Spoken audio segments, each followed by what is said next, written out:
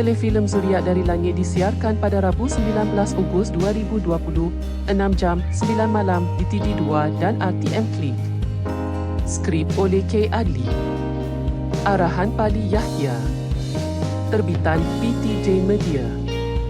Lakonan: Ezati Abdullah sebagai Eta, Nafiz Muaz sebagai Dali, Duera Mitilda sebagai Kiki, Mimi Enida sebagai Karina, Nio Muhammad sebagai Amran. Telefilm ini mengisahkan Karina yang melahirkan seorang bayi perempuan tidak sah taraf.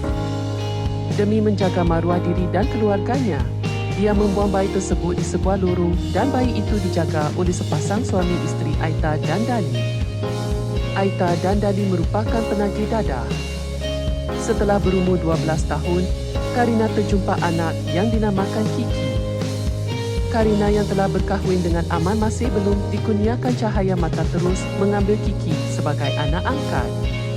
Pada mulanya, mereka gembira namun berlaku satu kejadian menyebabkan Kiki mula mendapat tekanan mental. Apa yang terjadi? Jangan lupa menonton telefilm Zuriat dari Langit.